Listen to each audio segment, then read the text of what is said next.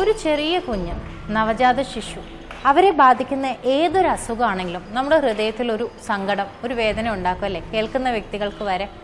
അതെ, വളർച്ച എത്താതെയുള്ളൊരു കുഞ്ഞിൻ്റെ ജനനം, അമ്മയ്ക്ക് വരുന്ന പോഷകാഹാരക്കുറവ്, അല്ലെങ്കിൽ ഒരു കുഞ്ഞിന് തന്നെ വരുന്ന ദീർഘമായ അസുഖങ്ങൾ, വളരെ സിവിയറായ അസുഖങ്ങൾ, അങ്ങനെ പല കാരണങ്ങൾ കൊണ്ടും ഒരു കുഞ്ഞ് ജനിച്ച ഉടൻ തന്നെ ചില സമയത്ത് NICUയിൽ പ്രവേശിപ്പിക്കപ്പെടാറുണ്ട്.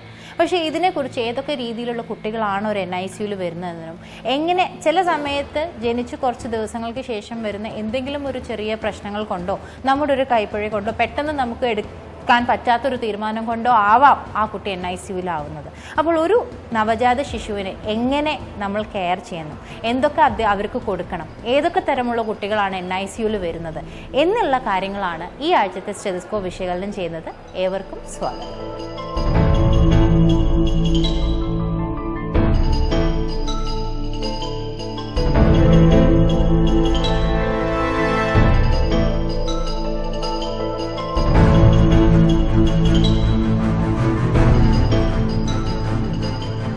ഇപ്പോൾ നമുക്കിപ്പോൾ ഉള്ളത് consultant neonatologist doctor Moideen. Welcome doctor. ആദ്യം തന്നെ ഇപ്പോൾ ചെറിയ കുട്ടികൾക്ക്, അതായത് പിഞ്ചോമനകൾ, ജനിച്ച ഉടനെയുള്ള കുട്ടികൾ എന്ന് പറയുമ്പോൾ അവർക്കൊരു അസുഖം എന്ന് പറയുമ്പോൾ തന്നെ നമ്മുടെ ഹൃദയം ഇടിക്കുന്ന ഒരു കാര്യമാണ്. അപ്പോൾ എന്തൊക്കെ തരം അസുഖങ്ങൾ സത്യം പറഞ്ഞാൽ അവരെ ബാധിക്കാം? വളരെ ഒരു കുറച്ച് ശതമാനം കുട്ടികൾക്ക് മാത്രമാണ് തീവ്ര പരിചരണ വിഭാഗത്തിൽ അതല്ലെങ്കിൽ NICU വിഭാഗത്തിൽ അഡ്മിഷൻ്റെ ആവശ്യം വരാറ്. ഏറ്റവും പ്രധാനമായിട്ടുള്ള വിഭാഗം എന്ന് പറയുന്നത് ലോ ബർത്ത് വെയ്റ്റ്, അതായത് വെയിറ്റ് കുറഞ്ഞ് പ്രസവിക്കുന്ന കുഞ്ഞുങ്ങളാണ്. എസ്പെഷ്യലി ഒരു 1,800 താഴേക്കുള്ള കുഞ്ഞുങ്ങളാണെങ്കിൽ നമ്മൾക്ക് അവർക്ക് പ്രത്യേക പരിചരണം കൊടുക്കാൻ വേണ്ടിയിട്ട് കുഞ്ഞുങ്ങളുടെ തീവ്ര പരിചരണ വിഭാഗത്തിൽ എൻ്റർ ചെയ്യേണ്ടി വരും. അതുപോലെ തന്നെ മാസം തികയാതെ പ്രസവിക്കുന്ന കുഞ്ഞുങ്ങൾ, അതിൽ ഒരു 40 ആഴ്ചയാണ് സാധാരണഗതിയിലുള്ള ഒരു ഗർഭകാലം. അതിലൊരു 37 ആഴ്ചയിൽ താഴെ പ്രസവിക്കുന്ന കുഞ്ഞുങ്ങളെ നമ്മൾ പ്രീ ടേം ബേബീസ് അഥവാ മാസം തികയാതെ പ്രസവിക്കുന്ന കുഞ്ഞുങ്ങളെന്ന് വിളിക്കും. അതിൽ തന്നെ ഒരു 34 ആഴ്ചയിൽ താഴെയാണെങ്കിൽ അവർക്ക് NICU പരിചരണം, അവരുടെ ഫീഡിങ്ങിനും കാര്യത്തിനെല്ലാം NICU പരിചരണം ആവശ്യമായി വന്നേക്കാം. അതുപോലെ തന്നെ മറ്റൊരു വിഭാഗം കുഞ്ഞുങ്ങളെന്ന് പറയുന്നത് എന്തെങ്കിലും ബർത്ത് ആസ്ഫിക്സിയ, അതായത് ജനിക്കുമ്പോൾ കുഞ്ഞ് കരയാൻ താമസമുണ്ടായി, അതല്ലെങ്കിൽ കുഞ്ഞിന് എന്തെങ്കിലും തരത്തിലുള്ള ശ്വസനത്തിന് ബുദ്ധിമുട്ടുണ്ടായിരുന്നു, അങ്ങനെയുള്ള കുഞ്ഞുങ്ങളും NICUയിലേക്ക് അഡ്മിഷൻ ആവാറുണ്ട്. ഇങ്ങനെയുള്ള കാറ്റഗറി കുഞ്ഞുങ്ങളാണ് മെയിനായിട്ട് കാണാറുള്ളത്. പിന്നെയുള്ളത് കൺജനൈറ്റൽ അനോമലീസ്, എന്തെങ്കിലും ജന്മനായുള്ള ഡിഫക്റ്റുകൾ കാരണം, അതിപ്പം സർജിക്കൽ അനോമലീസ് ആകാം, അതല്ലെങ്കിൽ മെഡിക്കൽ പ്രോബ്ലംസ് ഉണ്ടാകാം. അതിനകത്ത് ഇപ്പോൾ ഡയഫ്രമാറ്റിക് ഹെർണിയ പോലെയുള്ള പ്രശ്നങ്ങൾക്ക് നമ്മൾ NICUയിൽ കൊണ്ടുവരാറുണ്ട്, അഡ്മിറ്റ് ചെയ്യാറുണ്ട്.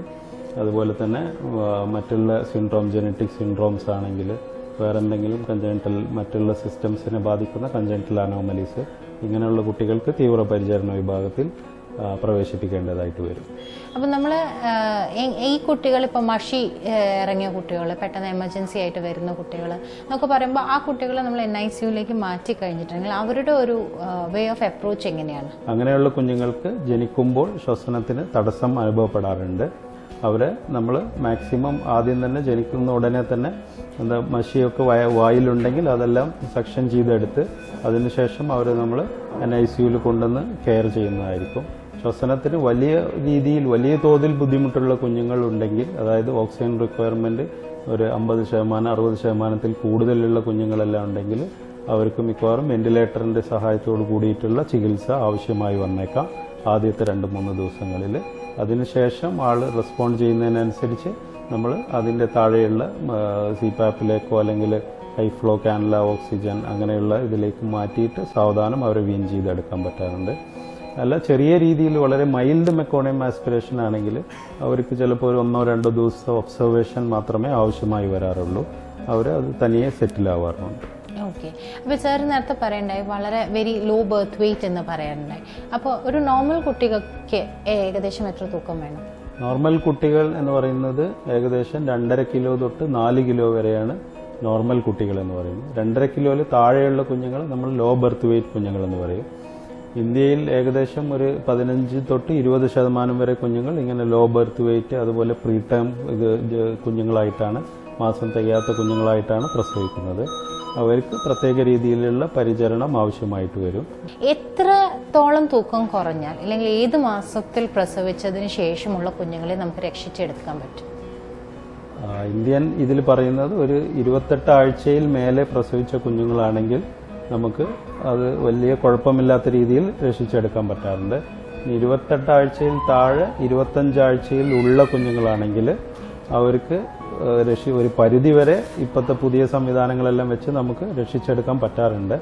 എന്നാൽ കൂടെ അവർക്ക് ഭാവിയിൽ പ്രശ്നങ്ങൾ ഉണ്ടാകാൻ സാധ്യതയുണ്ട്. കണ്ണിൻ്റെ കാഴ്ചക്ക് പ്രശ്നങ്ങൾ ഉണ്ടാകാൻ സാധ്യതയുണ്ട്, ബുദ്ധിവികാസത്തിൽ പ്രശ്നങ്ങൾ ഉണ്ടാകാൻ സാധ്യതയുണ്ട്, ഡെവലപ്മെൻ്റൽ ഇഷ്യൂസ് വരാറുണ്ട്, ലേണിംഗ് ഡിസോർഡേഴ്സ് പോലെയുള്ള പ്രശ്നങ്ങൾ ഭാവിയിൽ വരാറുണ്ട്. അങ്ങനെയുള്ള എല്ലാ രീതിയിലുള്ള പ്രശ്നങ്ങളും വരാൻ സാധ്യതയുണ്ട്.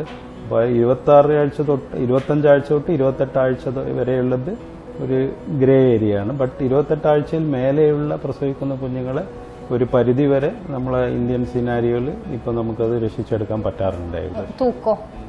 തൂക്കത്തിന്റെ കാര്യം പറയുകയാണെങ്കിൽ ഏകദേശം ഒരു 800 ഗ്രാം തൊട്ട് മേലെയുള്ള കുഞ്ഞുങ്ങൾക്ക് അല്ലെങ്കിൽ ഒരു 1 കിലോയുടെ മേലെ ഉണ്ടെങ്കിൽ നമുക്ക് വലിയ കുഴപ്പമില്ലാതെ പോകും എന്ന് പറയാൻ പറ്റും. 1 കിലോയിൽ താഴെയാണെങ്കിൽ നമുക്കത് കുറച്ച് ബുദ്ധിമുട്ടുകളാണ്. പക്ഷെ എന്നാൽ കൂടെ നല്ല രീതിയിൽ പോകുന്ന കുഞ്ഞുങ്ങളും ഉണ്ട്. നമ്മൾക്ക് തന്നെ കുഞ്ഞുങ്ങൾ നല്ല രീതിയിൽ 1 കിലോയുടെ താഴെയുള്ള കുഞ്ഞുങ്ങൾ, ഇപ്പം 1 ഇയറൊക്കെ ആയ കുഞ്ഞുങ്ങൾ നല്ല രീതിയിൽ പോകുന്ന കുഞ്ഞുങ്ങളുണ്ട്. ഇതുപോലെ തന്നെ ഡോക്ടർ, നമ്മൾ അഡ്മിറ്റ് ചെയ്യുമ്പോൾ ചില കുട്ടികൾക്ക് ജനിക്കുമ്പോൾ തന്നെ ഒരുപാട് മഞ്ഞ നിറം കാണാറുണ്ട്, കുട്ടികളിലുള്ള ഒരു മഞ്ഞപ്പിത്തം. അപ്പം അങ്ങനെയുള്ള കുട്ടികളെ നമ്മൾ NICUവിൽ പ്രവേശിപ്പിക്കേണ്ട ആവശ്യമുണ്ടോ? അതിനെക്കുറിച്ചൊന്നും വളരെയധികം ഒരു തെറ്റിദ്ധാരണയുള്ള ഒരു വിഷയമാണ് ഈ മഞ്ഞപ്പ് എന്ന് പറയുന്നത്. കുഞ്ഞുങ്ങളിലുള്ള മഞ്ഞപ്പ്, കുഞ്ഞുങ്ങളിലുള്ള മഞ്ഞപ്പിത്തം സാധാരണഗതിയിൽ ഒരു 2ാമത്തെ ദിവസത്തിന് ശേഷം അതല്ലെങ്കിൽ 3 ദിവസമൊക്കെ ആകുമ്പോഴാണ് കൂടുതൽ പ്രകടമായിട്ട് കാണാറ്. ചില കുട്ടികൾക്ക് ഒരു ദിവസത്തിൻ്റെ ഫസ്റ്റ് ഡേയിൽ തന്നെ വരാറുമുണ്ട്. അതിന് പല രീതിയിലുള്ള കാരണങ്ങളുണ്ട്. അതിൽ ഏറ്റവും ഇമ്പോർട്ടൻ്റ് ആയിട്ടുള്ള കാരണം എന്ന് പറയുന്നത് അമ്മയുടെയും കുഞ്ഞിൻ്റെയും ബ്ലഡ് ഗ്രൂപ്പുകളിൽ തമ്മിലുള്ള ഡിസ്പാരിറ്റിയാണ്. അമ്മയുടെ ബ്ലഡ് ഗ്രൂപ്പ് O ഗ്രൂപ്പ്, കുഞ്ഞിൻ്റെ blood group AO BO AB ഗ്രൂപ്പോ, അതല്ലെങ്കിൽ അമ്മയുടെ ഏതെങ്കിലും മറിച്ച് നെഗറ്റീവ് രീതിയിലുള്ള ഗ്രൂപ്പ്, കുഞ്ഞിൻ്റെ ഗ്രൂപ്പ് പോസിറ്റീവ് രീതിയിലുള്ള ഗ്രൂപ്പ്. അങ്ങനെയുള്ള കുഞ്ഞുങ്ങൾക്ക് മഞ്ഞപ്പ് വരാനും അതിൻ്റെ തീവ്രത വളരെയധികം കൂടാനും സാധ്യതയുണ്ട്. ചെറിയ രീതിയിലുള്ള മഞ്ഞപ്പാണെങ്കിൽ അതിനെ ഫിസിയോളജിക്കൽ ജോണ്ടിസ് എന്ന് വിളിക്കും. അത് കുഞ്ഞുങ്ങളിൽ സാധാരണയായിട്ട് കാണുന്നതാണ്. കാരണം അവരുടെ ചുവന്ന രക്താണുക്കളുടെ അളവ് കുറച്ച് കൂടുതലാണ്. അതുപോലെ തന്നെ അവരുടെ ചുവന്ന രക്താണുക്കൾ നേരത്തെ തന്നെ ഡൈ ചെയ്യുന്നു കമ്പയറിംഗ് ടു അഡൽട്സ്. അതുകൊണ്ട് തന്നെ അവർക്ക് മഞ്ഞപ്പ് കൂടുതലായിട്ട് കണ്ടുവരാറുണ്ട്. അതിന് നമ്മളൊരു 24 മണിക്കൂറിലെ ഒരു ലെവല് അല്ലെങ്കിൽ 48 മണിക്കൂറിൽ ഇത്രയ്ക്ക് മേലെ പോയി കഴിഞ്ഞാൽ ഇന്ന ചികിത്സ വേണം. അങ്ങനെ രീതിയിലുള്ള ബിലിറുബിൻ നോർമോഗ്രാംസ് ഉണ്ട്. അപ്പോൾ അത് നോക്കിയിട്ടാണ് നമ്മൾ സാധാരണഗതിയിൽ ചികിത്സ നിശ്ചയിക്കാറ്. അത് ഒരു പരിധിക്ക് മേലെ ഇപ്പോൾ ഒരു 48 മണിക്കൂറിൽ ഇപ്പോൾ ഒരു 12 അല്ലെങ്കിൽ 13 മില്ലിഗ്രാം പെർ ഡെസിലിറ്റർക്ക് മേലെ പോയിട്ടുണ്ടെങ്കിൽ കുട്ടിക്ക് നമുക്ക് ഫോട്ടോതെറാപ്പി പോലെയുള്ള ചികിത്സകൾ ആവശ്യമായിട്ട് വരാറുണ്ട്. ഫോട്ടോതെറാപ്പി പോലെയുള്ള ചികിത്സകൾക്ക് നമ്മൾക്ക് ചിലപ്പം NICUവിൽ കൊണ്ടുവന്ന് ബേബിനെ കിടത്തിയിട്ട് കൊടുക്കേണ്ടതായിട്ട് വരാറുണ്ട്. ഫോട്ടോതെറാപ്പിക്കകത്ത് നമ്മൾ ബ്ലൂ ലൈറ്റ്സ് വെച്ചിട്ട് കുഞ്ഞിൻ്റെ മേൽ പ്രകാശിപ്പിച്ചിട്ട് അതിനുശേഷം അതിലൂടെ ബിലിറുബിൻ എക്സ്ക്രീറ്റ് ചെയ്യിപ്പിച്ചിട്ട് അങ്ങനെയുള്ള ഒരു മെത്തേഡ് ഓഫ് ട്രീറ്റ്മെൻറ്റാണ് ഫോട്ടോതെറാപ്പി എന്ന് പറയുന്നത്. ചില പാരൻസ് ചോദിക്കാറുണ്ട്, സൂര്യപ്രകാശം കാണിച്ചാൽ പോലെ അതിലൂടെ കുറയില്ലേ എന്നുള്ളത്. സൂര്യപ്രകാശത്തിൽ പല രീതിയിലുള്ള കിരണങ്ങൾ ഉള്ളതുകൊണ്ട് അത് മോർ ഹാംഫുൾ ആയിട്ടുള്ള ഒരു കാര്യമാണ്. അപ്പം അതുകൊണ്ട് അത് അത്രയ്ക്ക് എൻകറേജ് ചെയ്യാൻ പറ്റിയ ഒരു കാര്യമല്ല. അപ്പോൾ ഓൾവേസ് ദ ട്രീറ്റ്മെന്റ് എന്ന് പറയുന്നത് ഫോട്ടോതെറാപ്പിയാണ്. നമ്മൾ എന്തായാലും കുഞ്ഞുങ്ങൾക്ക് വരുന്ന ഈ അസുഖങ്ങളെക്കുറിച്ചുള്ള എപ്പിസോഡ് തുടർന്നുകൊണ്ടിരിക്കുകയാണ്. ഒരു ചെറിയൊരു ഇടവേളയ്ക്ക് ശേഷം വീണ്ടും കാണാം. ഇപ്പോൾ നമ്മുടെ പ്രേക്ഷകർക്ക് അറിയേണ്ട ഒരു കാര്യം എന്ന് വെച്ചിട്ടുണ്ടെങ്കിൽ, ഇപ്പോൾ ഏതൊക്കെ തരം കുട്ടികൾക്ക് ഇപ്പോൾ നമുക്ക് ജനിക്കുന്നതിന് മുന്നേ തന്നെ ചില സമയത്ത് ഈ കുട്ടി NICUവിലേക്ക് വരാം എന്നൊരു തോന്നൽ നമ്മുടെ മനസ്സിൽ വരാറുണ്ട്. അപ്പോൾ അങ്ങനെ ഏതൊക്കെ തരം കുട്ടികളെയാണ് നമ്മൾ തീരുമാനിക്കാറ്? 90% കുട്ടികൾക്കും ജനിക്കുമ്പോൾ പ്രശ്നമൊന്നും ഉണ്ടാകാറില്ല. ഒരു 10% കുട്ടികൾക്ക് നമുക്ക് ചെറിയ രീതിയിലുള്ള അസിസ്റ്റൻസ് കൊടുക്കേണ്ടതായിട്ട് വരും. അവരെ ബ്രീത്ത് ചെയ്യിപ്പിക്കാൻ, ശ്വസിപ്പിക്കാൻ, അതല്ലെങ്കിൽ വേറെയുള്ള രീതിയിൽ. അതിൽ തന്നെ ഒരു 1% കുഞ്ഞുങ്ങൾക്ക് കാര്യമായ രീതിയിലുള്ള ചെസ്റ്റ് കംപ്രഷനും ബാംബൂ ബാഗ് വെന്റിലേഷനും പോലെയുള്ള കാര്യമായ രീതിയിലുള്ള ചികിത്സകൾ കൊടുത്തിട്ടാണ് അവരുടെ ശ്വാസം നേരെയാക്കിയെടുക്കുന്നത്. അപ്പോൾ ഇങ്ങനെയുള്ള കുഞ്ഞുങ്ങളെ നമ്മൾ എങ്ങനെ ആൻറ്റിസിപ്പേറ്റ് ചെയ്യും, അങ്ങനെയുള്ള കുഞ്ഞുങ്ങൾ എങ്ങനെയായിരിക്കും എന്നുള്ളത് എങ്ങനെ അറിയുമെന്ന് വെച്ചാൽ, ഗർഭിണിയായിരിക്കുമ്പോൾ തന്നെ അമ്മയ്ക്ക് ഇപ്പം പ്രഷറിൻ്റെ അസുഖമുണ്ട്, അല്ലെങ്കിൽ അമ്മയ്ക്ക് ഷുഗറിൻ്റെ അസുഖമുണ്ട്, അതല്ലെങ്കിൽ മൾട്ടിപ്പിൾ പ്രഗ്നൻസിയാണ്, ഒരു ഡെലിവറിയിൽ തന്നെ 2 കുട്ടികളുണ്ട് അല്ലെങ്കിൽ 3 കുട്ടികളുണ്ട്, അതല്ലെങ്കിൽ വെള്ള കൂടുതലുണ്ട് അല്ലെങ്കിൽ വെള്ളക്കുറവുണ്ട്, അല്ലെങ്കിൽ കുഞ്ഞിൻ്റെ വെയിറ്റ് വീക്സിന്, അതായത് നമ്മളുടെ ആ ഒരു ജസ്റ്റേഷണൽ ഏജിന് കറസ്പോണ്ടിങ് ആവാത്ത രീതിയിൽ കുറഞ്ഞ രീതിയിലുള്ള വെയിറ്റാണ്. അതല്ലെങ്കിൽ കുഞ്ഞിൻ്റെ വെയിറ്റ് കൂടുതലാണ്, 4 കിലോയിൽ കൂടുതലുണ്ട് സ്കാനിങ്ങിലെല്ലാം കാണുമ്പോൾ, അങ്ങനെയാണ്. അതല്ലെങ്കിൽ നമ്മൾ ഇതുപോലെയുള്ള ടെസ്റ്റുകളെല്ലാം ചെയ്യുമ്പോൾ റിയാക്റ്റീവ് FHSൽ എന്തെങ്കിലും തരത്തിലുള്ള വ്യതിയാനങ്ങൾ കാണിച്ചിട്ടുണ്ട്, അതും അല്ലെങ്കിൽ എന്തെങ്കിലും തരത്തിലുള്ള രക്തസ്രാവമുണ്ട് അമ്മക്ക്. അപ്പോൾ അങ്ങനെയുള്ള കുഞ്ഞുങ്ങൾക്കെല്ലാം പ്രശ്നങ്ങൾ ഉണ്ടാകാൻ സാധ്യതയുണ്ട്. അപ്പോൾ അങ്ങനെയുള്ള കുഞ്ഞുങ്ങൾ ഡെലിവറി ആവുന്ന സമയത്ത് നമ്മൾ ന്യൂബോൺ റിസസിറ്റേഷനിൽ എക്സ്പേർട്സ് ആയിട്ടുള്ള ആൾക്കാർ നമ്മൾ സജ്ജമായിട്ട് ഇരുന്നാൽ നമുക്ക് ഒരു പരിധി വരെ ഇങ്ങനെയുള്ള കുഞ്ഞുങ്ങളെ നല്ല രീതിയിൽ രക്ഷിച്ചെടുക്കാൻ പറ്റാവുന്നതാണ്. ഇപ്പോൾ വേറെ വലിയ അസുഖങ്ങളുണ്ടോ ഒരു കുഞ്ഞിന് എന്നറിയാൻ വേണ്ടി കുഞ്ഞ് ജനിച്ചതിന് ശേഷം ഒരു ന്യൂനാറ്റൽ സ്ക്രീനിങ് നമ്മൾ നടത്താറുണ്ട്. അപ്പോൾ അത് ഏതൊക്കെ അസുഖങ്ങൾക്ക് വേണ്ടിയാണ്, എങ്ങനെയാണ് അത് ചെയ്യുന്നത്?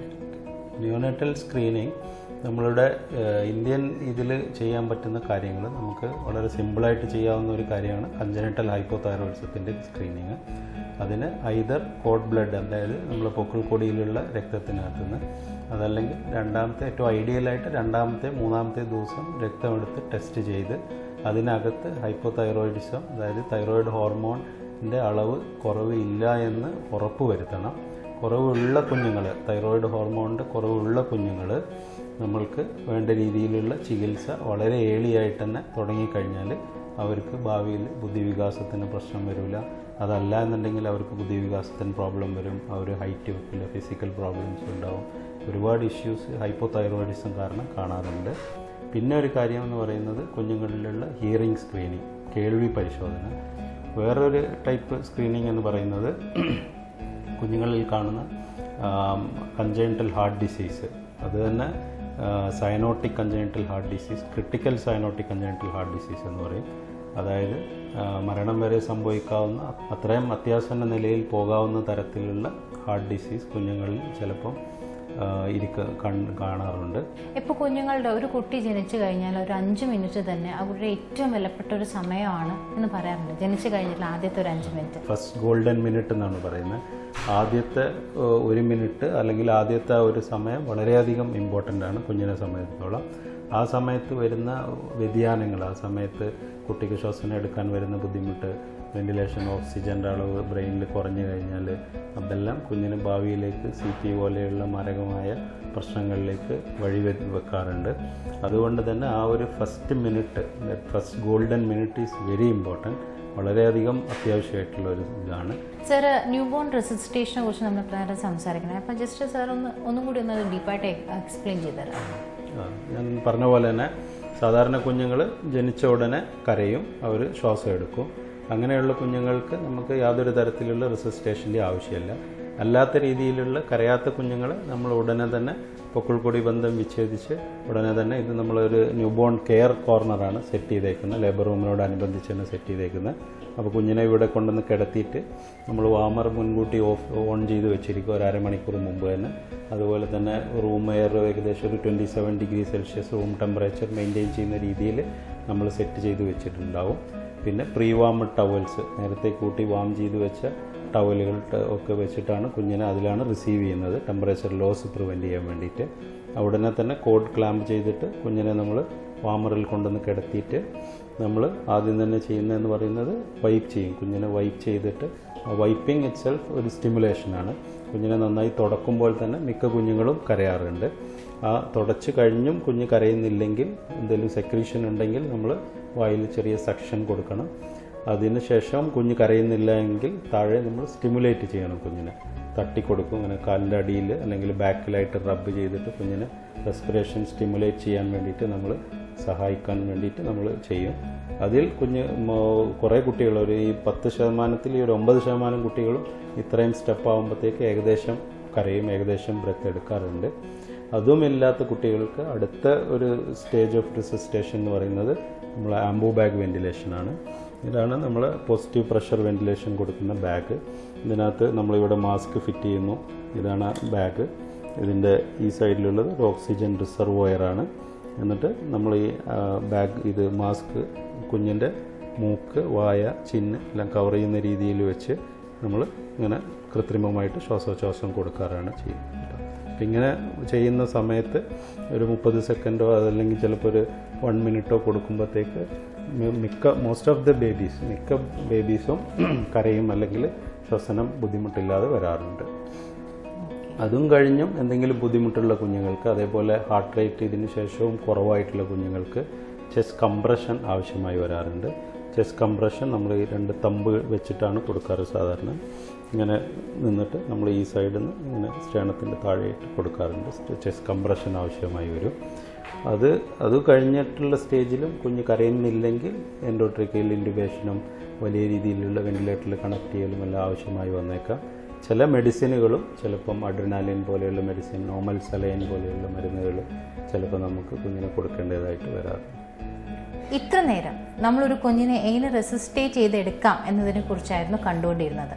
ഇതുപോലെ തന്നെ പല അമ്മമാർക്കും സംശയമുള്ളൊരു കാര്യം, ഒരു ശിശു ജനിച്ചു കഴിഞ്ഞിട്ടുണ്ടെങ്കിൽ ആ ശിശുവിന് ഒരു പ്രോപ്പർ കെയർ എങ്ങനെ കൊടുക്കും എന്നതിനെ കുറിച്ചാണ്. അത് നമുക്ക് ഈ ഒരു ചെറിയ ബ്രേക്കിന് ശേഷം.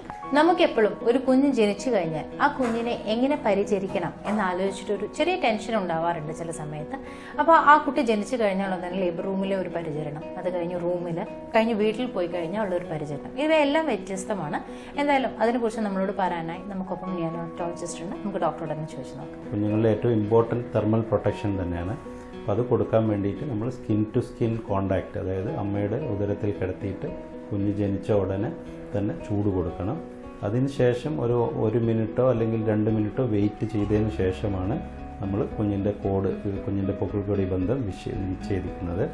ഇങ്ങനെ ചെയ്യുന്നതിലൂടെ 2 മിനിറ്റോ അല്ലെങ്കിൽ 1 മിനിറ്റോ നമ്മൾ ഈ കുഞ്ഞിൻ്റെ പൊക്കിൾക്കൊടി ബന്ധം വിച്ഛേദിക്കാൻ വെയിറ്റ് ചെയ്യുന്നതിലൂടെ കുട്ടിക്ക് ആവശ്യമായിട്ടുള്ള അയൺ കണ്ടൻറ്റ്, കുട്ടിക്ക് ആവശ്യമായിട്ടുള്ള ഹീമോഗ്ലോബിൻ എല്ലാം കുഞ്ഞിന് പ്ലാസൻ്റയിൽ നിന്നും ഈ 1 മിനിറ്റ് 2 മിനിറ്റ് സമയം കൊണ്ട് വേണ്ട രീതിയിലുള്ള ഹീമോഗ്ലോബിനും അയണും കുഞ്ഞിൻ്റെ ശരീരത്തിലേക്ക് പോകും. അപ്പോൾ അതുകൊണ്ട് തന്നെ അങ്ങനെ ഒരു മിനിറ്റോ അല്ലെങ്കിൽ 2 മിനിറ്റോ വെയിറ്റ് ചെയ്തിട്ടാണ് സാധാരണ പൊക്കിൾക്കൊടി ബന്ധം വിച്ഛേദിക്കേണ്ടത്. അതിനുശേഷം കുഞ്ഞിനെ എടുത്ത് വൈപ്പ് ചെയ്ത് വൃത്തിയാക്കി വീണ്ടും അമ്മയുടെ അടുത്ത് കൊണ്ടുപോയി സ്കിൻ ടു സ്കിൻ കോണ്ടാക്റ്റിൽ കിടത്തി വളരെ ഏർലി ആയിട്ട് തന്നെ എപ്പോഴാണോ നമുക്ക് പറ്റുന്ന ആസ് ഏർലി ആസ് പോസിബിൾ നമ്മൾ പാല് കുടിപ്പിച്ച് തുടങ്ങണം. അത് തന്നെ ബ്രസ്റ്റ് ഫീഡിങ് സ്റ്റാർട്ട് ചെയ്യണം.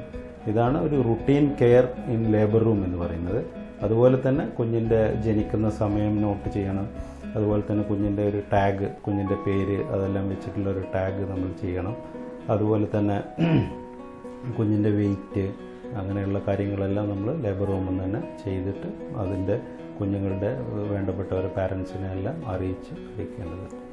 ഇനി നമ്മൾ റൂമിലേക്ക് കൊണ്ടുപോയാലോ വീട്ടിലേക്ക് കൊണ്ടുപോയാലോ ഒക്കെയുള്ള ഒരു ട്രീറ്റ്മെൻറ്റ് എങ്ങനെയാണ് വ്യത്യാസപ്പെട്ടിരിക്കുന്നത്? കുഞ്ഞ് റൂമിലേക്ക് പോയി കഴിഞ്ഞാൽ പ്രധാനമായിട്ടും ഏറ്റവും പ്രധാനപ്പെട്ട കാര്യം എന്ന് പറയുന്നത് ഫീഡിങ് തന്നെ, ബ്രസ്റ്റ് ഫീഡിങ് തന്നെയാണ്. ബ്രസ്റ്റ് ഫീഡിങ്, പിന്നെ ഈ ടെമ്പറേച്ചർ തെർമൽ പ്രൊട്ടക്ഷൻ നമ്മൾ കുഞ്ഞിനെപ്പോഴും കവർ ചെയ്തിട്ട് വെക്കണം. മാക്സിമം വിസിറ്റേഴ്സൊന്നും അധികമായിട്ട് അലോ ചെയ്യരുത് നമ്മൾ റൂമിലേക്ക്. പിന്നെ നമ്മൾ അതുപോലെ തന്നെ പാലുകുടി ബ്രസ്റ്റ് ഫീഡിംഗ് ആണ് ഏറ്റവും ഇമ്പോർട്ടൻ്റ് ആയിട്ടുള്ള കാര്യം. ബ്രസ്റ്റ് ഫീഡിങ് ഒരു കറക്റ്റ് പൊസിഷൻസിൽ ഒരു 4-5 പൊസിഷൻസാണ് സാധാരണഗതിയിൽ ബ്രസ്റ്റ് ഫീഡിങ്ങിൽ നമ്മൾ അഡ്വൈസ് ചെയ്യാറ്.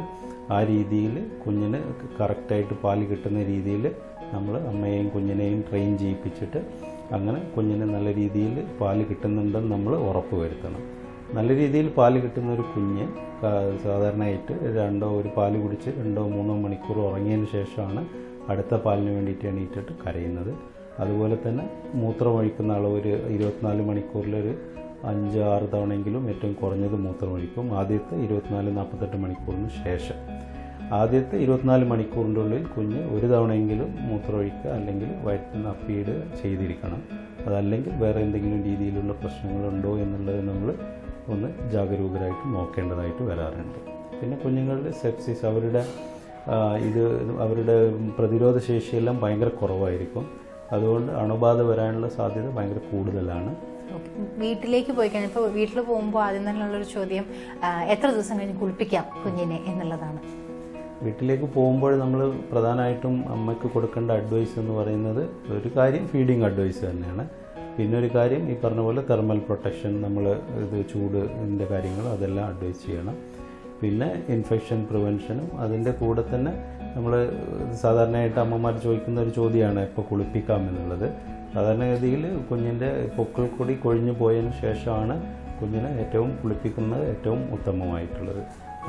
പണ്ടെല്ലാം ലേബർ റൂമിൽ നിന്ന് തന്നെ കുഞ്ഞിനെ കുളിപ്പിച്ചിട്ട് കൊടുക്കുന്ന ഒരു രീതി ഉണ്ടായിരുന്നു. പക്ഷേ ഇത് ഈ തെർമൽ പ്രൊട്ടക്ഷനും കൂടെ നമ്മൾ പരിഗണിക്കുമ്പോൾ എപ്പോഴും ബെസ്റ്റ് എന്ന് പറയുന്നത് കുഞ്ഞ് വീട്ടിൽ ചെന്ന് പൊക്കിൾക്കൊടിയിൽ ഒരു 5-ാമത്തെയോ അല്ലെങ്കിൽ 7-ാമത്തെ ദിവസമാണ് സാധാരണ പൊക്കിൾക്കൊടി വീണു പോകുന്നത്. അതിനുശേഷമാണ് സാധാരണ കുളിപ്പിക്കാൻ തുടങ്ങുന്നത്.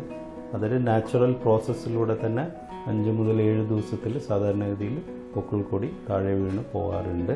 ഇനി അതിൽ നിന്ന് എന്തെങ്കിലും രീതിയിലുള്ള ഫൗൾ സ്മെല്ല് പോലെ എന്തെങ്കിലും ബാഡ് സ്മെല്ല് വരുന്നുണ്ട്, അല്ലെങ്കിൽ അവിടെ ഇങ്ങനെ ചുവന്നിരിക്കുന്നുണ്ട്, കുഞ്ഞിന് വേറെ എന്തെങ്കിലും രീതിയിൽ അതിനകത്ത് നിന്ന് ഇങ്ങനെ നീര് പോലെ വരുന്നുണ്ട്, അല്ലെങ്കിൽ കുഞ്ഞിന് ഭയങ്കര കരച്ചിലുണ്ട്, പനിയുണ്ട്, അങ്ങനെയൊക്കെ എന്തെങ്കിലും ഉണ്ടെങ്കിൽ ഉടനെ ഡോക്ടറെ കാണിച്ച് അതിൽ ഇൻഫെക്ഷൻ ഒന്നും ഇല്ല എന്നുള്ളത് ഉറപ്പുവരുത്തുന്നു. ഇൻഫെക്ഷൻ എന്തെങ്കിലും ഉണ്ടെങ്കിൽ അതിന് ചികിത്സ എടുക്കുന്നത് നല്ലതായിരിക്കും. ഒരു പ്രശ്നമില്ലാത്തൊരു കുഞ്ഞ് എപ്പോൾ ഡോക്ടറുടെ അടുത്തേക്ക് ഒരു റുട്ടീൻ ചെക്കപ്പിന് ഫോളോ അപ്പിന് വരണം? സാധാരണ പ്രശ്നമില്ലാത്ത കുഞ്ഞാണെങ്കിൽ നമ്മൾ 2 ആഴ്ച കഴിഞ്ഞിട്ടാണ് സാധാരണഗതിയിൽ ഫോളോ അപ്പ് പറയാറ്. അത് ഈ 2 ആഴ്ച കഴിഞ്ഞ് കഴിഞ്ഞാൽ പിന്നെ നമ്മളൊരു 6 ആഴ്ചയിൽ കുത്തിവെപ്പിന് വേണ്ടിയിട്ടാണ് ഒരു കുഞ്ഞിനോട് തിരിച്ചു വരാൻ പറയാറ്. അപ്പോൾ ഈ കുത്തിവെപ്പിൻ്റെ ഒരു ഇമ്പോർട്ടൻസ് എത്രത്തോളം ഉണ്ട് കുഞ്ഞുങ്ങളിൽ? ന്യൂബോൺ കുഞ്ഞുങ്ങളിൽ, നവജാത ശിശുക്കളിലുള്ള കുത്തിവെപ്പ് എന്ന് പറയുന്നത് നമ്മൾ കൊടുക്കുന്ന BCG എന്ന് പറയുന്ന വാക്സിൻ, അത് ട്യൂബർക്കുലോസിസ് പ്രിവെൻറ്റ് ചെയ്യുന്ന, ട്യൂബർക്കുലോസിൻ്റെ സിവിയർ ഇൻഫെക്ഷൻസ് പ്രിവെൻറ്റ് ചെയ്യാൻ വേണ്ടിയിട്ട് കൊടുക്കുന്ന BCG വാക്സിന്, അതുപോലെ പോളിയോ പ്രതിരോധ തുള്ളി മരുന്ന്, അതുപോലെ തന്നെ ഹെപ്പറ്റൈറ്റിസ് B, ഇത് 3ആണ് പ്രതിരോധ കുത്തിവെപ്പായിട്ട് നമ്മൾ നവജാത ശിശുക്കളിൽ കൊടുക്കുന്നത്. പിന്നെ 6-ാമത്തെ ആഴ്ചയിൽ വരുന്ന 6 ആഴ്ച കഴിഞ്ഞതിന് ശേഷമാണ് ബാക്കിയുള്ള രീതിയിലുള്ള DPT പോലെയുള്ളതും, അതുപോലെ തന്നെ ന്യൂമോകോക്കൽ വാക്സിന്, അങ്ങനെയുള്ള റോട്ടാ വൈറസിൻ്റെ വാക്സിൻ, അങ്ങനെയുള്ളതെല്ലാം 6 വീക്സിന് ശേഷമാണ് സാധാരണഗതിയിൽ കൊടുക്കുന്നത്. ഇതെല്ലാം വളരെ നിർബന്ധമുള്ള വാക്സിൻസാണ്. അപ്പോൾ താങ്ക് യു ഡോക്ടർ. നമുക്ക് ഇത്ര നേരം ഒരുപാട് ഇൻഫർമേഷൻസ് തന്നതിനും ഒരു നവജാത ശിശുവിനെ എങ്ങനെ പരിചരിക്കണമെന്നും എന്തൊക്കെയാണ് ആ ശിശുവിൽ പേടിക്കേണ്ടതായി കാണുന്ന സയൻസ് എന്നതിനെ കുറിച്ചും ഒക്കെ ഞങ്ങൾക്ക് പറഞ്ഞതിന് ഒരുപാട് നന്ദി. വെൽക്കം.